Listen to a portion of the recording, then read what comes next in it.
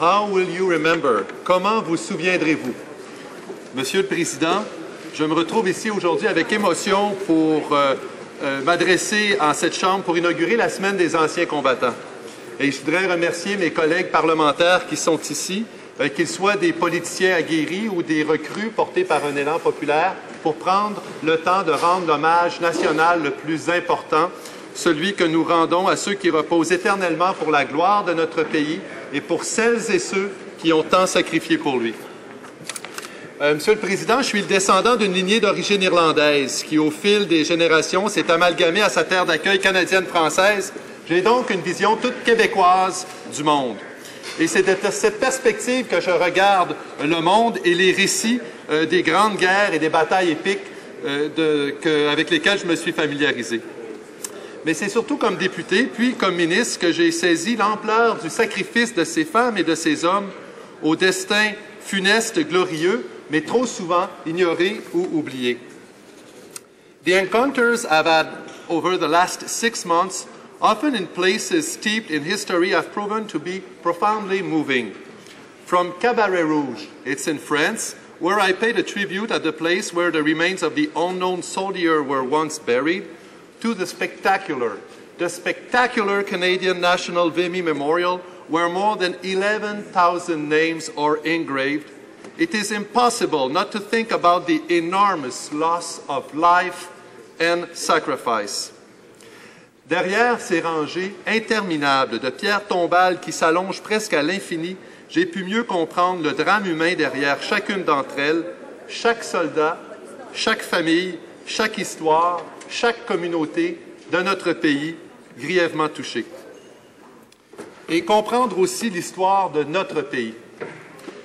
D'abord de farouches ennemis sur les plaines d'Abraham, les colons de la Nouvelle-France et les Anglais allaient ensuite s'unir pour combattre une cause commune de paix et de liberté. Avec l'aide des Autochtones et des nouveaux arrivants, les deux peuples fondateurs allaient combattre ensemble, comme à Châteauguay pendant la guerre de 1812, ou lors de la prise de l'imprenable crête de Vimy en 1917, ou sur les plages de Normandie le 6 juin 1944, où des valeureux miliciens du régiment de la Chaudière, des Beaucerons, et des membres du Ontario, ou plutôt du Queen's Own Rifle de Toronto, allaient s'unir pour repousser l'envahisseur nazi et libérer la France.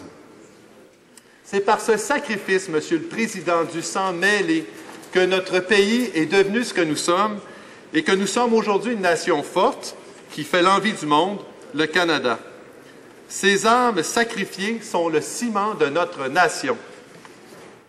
Ce que nous sommes aujourd'hui, nous le devons à leur sacrifice, à ces hommes et ces femmes qui reposent à tout jamais, parfois loin, en Europe, dans ces contrées lointaines, mais qui nous ont transformés, mais parfois aussi ces militaires qui sont revenus, eux aussi transformés, avec des blessures en eux-mêmes qu'ils ont portées jusqu'à leur dernier souffle.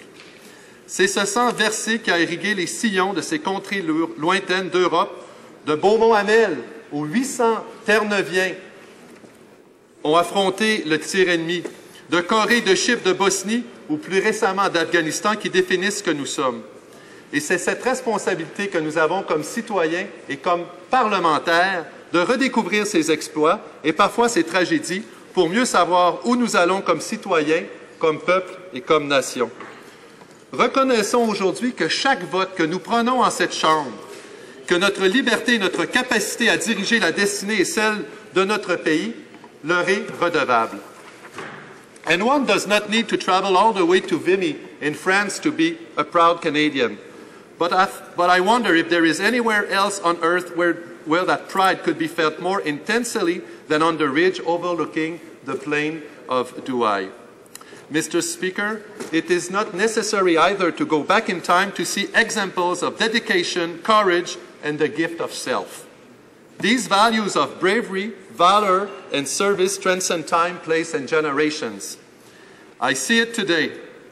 Born in the aftermath of September 2001, where terrorists killed almost 3,000 innocent people, Canada's war on terror hit the ground on Afghanistan and has seen a decade of a strong involvement, from large-scale military operations to improve infrastructure, supporting the opening of schools for girls and providing humanitarian help.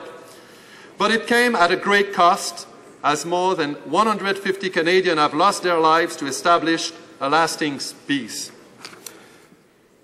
But many of these men and women who serve our country without hesitation are coming back, are returning from Afghanistan mission.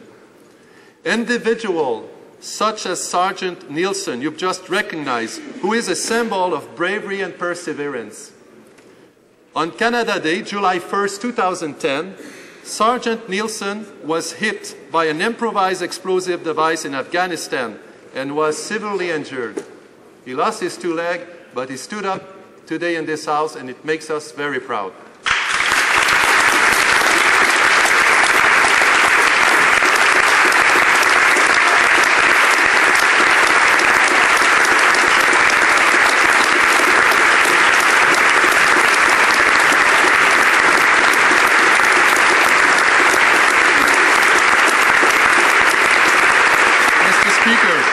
I had the privilege to meet with Sergeant Nielsen, and what struck me most was his outlook on life.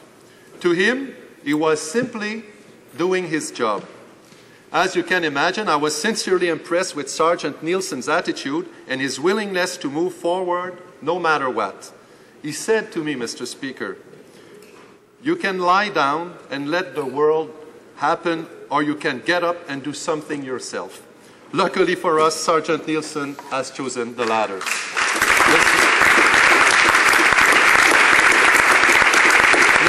Mr. Speaker, Mr. Nielsen and his comrades are with us today. His comrades who are supporting him and who are supportive of each other and of whom I've had the privilege to have dinner with.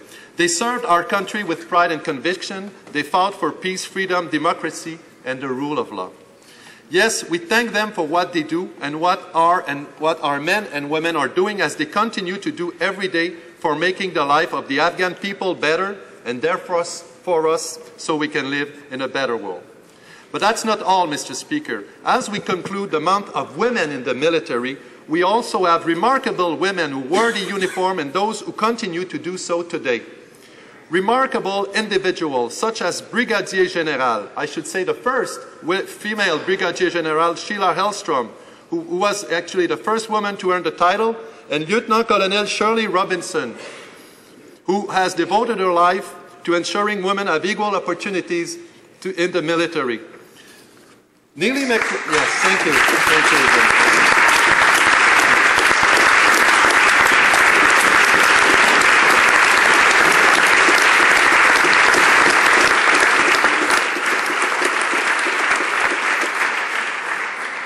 Nellie McClellan once said, "People must know the past to understand the present and face the future." Well, these women paved the way for all women, not just those who wear the military uniform, but all Canadian women, and this is an example for the world.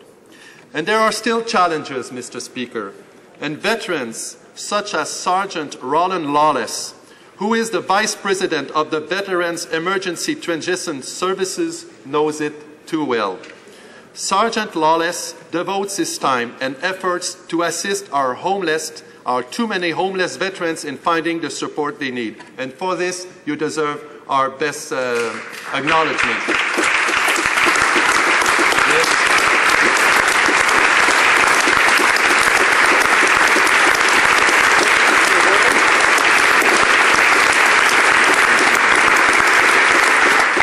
Yes, today we pay tribute to those who dedicate their lives to caring and supporting our veterans. I refer to the families, of course, and the loved one. When an individual joins the Canadian Forces, he or she does so by choice. That choice takes a heavy toll on that person's family. Whether it's being left alone while their loved one is deployed far away, or whether it's trying to transition to civilian life after years of being a military family, all too often it's the spouses and caregivers who are left to provide stability and balance at home. They bear a burden very few of us understand, but they too deserve our recognition and respect. Oui, Monsieur le Président. En tant que nation, nous avons le devoir de nous souvenir, d'honorer les exploits accomplis par celles et ceux qui sont tombés pour la défense de nos idéaux. En Libye encore, nous avons démontré au monde notre détermination à ne pas laisser un dictateur massacrer son peuple. Et cette Chambre des communes, Monsieur le Président, est le symbole de notre liberté et de notre démocratie. C'est ici, Monsieur le Président, que nous prenons les décisions pour la nation et que nous mettons la vie de ces gens-là sur le premier plan de notre pays, Monsieur le Président. Et cette liberté, des milliers de Canadiens et de Canadiennes en ont payé le prix ultime partout où le devoir les appelait. Just as of last week, our country was tragically struck by the death of Corporal Janik Gilbert and the departure of Corporal Chief Byron Greff in Afghanistan. Mr. Speaker, ceux qui pieusement sont morts pour la patrie ont droit qu'à leur cercueil la foule vienne et prie. Entre les plus beaux noms, leur nom est le plus beau. Toute gloire près d'eux passe et tombe éphémère. Et comme ferait une mère, la voix d'un peuple entier les berce en leur tombeau. Ce sont des paroles de Victor Hugo que l'on trouve dans le livre du souvenir de la marine marchande canadienne, Monsieur le Président. Au cours des jours à venir, avec l'humilité qu'impose la grandeur de ces femmes et de ces hommes tombés au combat, et de celles et ceux qui le servent et qui l'ont servi, allons chacun, comme parlementaires, dans nos villes, nos quartiers, nos villages, et dans le calme de notre silence intérieur, prenons le temps de leur dire merci. Mr. Speaker, in Flanders fields, the poppies still blow. Dear colleagues, to begin with, I ask, how will you remember? And I thank you for doing rightly so. Sorry about that. So, lest we forget, nous nous souviendrons d'eux. Merci.